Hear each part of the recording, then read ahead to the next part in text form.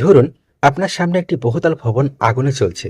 যদি আপনাকে সে আগুনে ঝাঁপিয়ে পড়তে বলা হয়, আপনি কি সুস্থ মস্তিষ্কে এই ঝুঁকিটি নেবেন?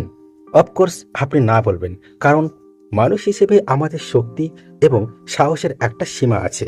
কিন্তু আজ আপনাদের একজন সাহসী মানুষের কথা বলবো, যে এই ঝুঁকিটা নিয়েছিল। বন্ধুরা, জানবো সেই ঘটনার কথা, তবে ভিডিওটি স্কিপ না করে শেষ পর্যন্ত দেখবেন। হঠাৎ করে একজন অফিসার জানতে পারল তার ফ্ল্যাটে আগুন লেগেছে। সে তখন অফিসের সমস্ত কাজ ফেলে খুব দ্রুত তার বাড়িতে পৌঁছালো। সে এসে দেখলো সমগ্র বিল্ডিং প্রায় ভস্মীভূত হয়ে গেছে। সেখানে ফায়ার ব্রিগেডের কর্মীরা হেল্পলেস হয়ে দাঁড়িয়েছিল।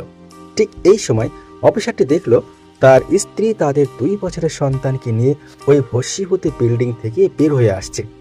সে তার স্ত্রী সন্তানকে দেখে যেমন একদিকে বিস্মিত হলো, তেমনি তাদের আবার ফিরে পেয়ে সে অত্যন্ত খুশি হয়েছিল।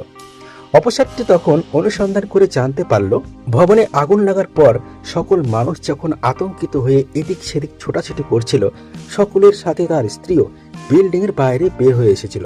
কিন্তু হঠাৎ করে অফিসারের স্ত্রীর মনে পড়ে উপরের একটি ঘরেই তাদের সন্তানটি ঘুমিয়ে আছে। তখন সে আতঙ্কিত হয়ে সকলের কাছে সাহায্য চায় তার সন্তানকে বাঁচানোর জন্য। কিন্তু কেউ তাকে সাহায্যের জন্য এগিয়ে আসে না, বরং সকলে তাকে বুঝিয়েছিল যে এই অবস্থায় তার সন্তানের বেঁচে থাকার সম্ভাবনা নেই। কিন্তু মায়ের মন বিশ্বাস করতে পারেনি যে তাদের সন্তানটি আর বেঁচে নেই। তখন সে জ্বলন্ত আগুনকে উপেক্ষা করে বিল্ডিংয়ে প্রবেশ করলো।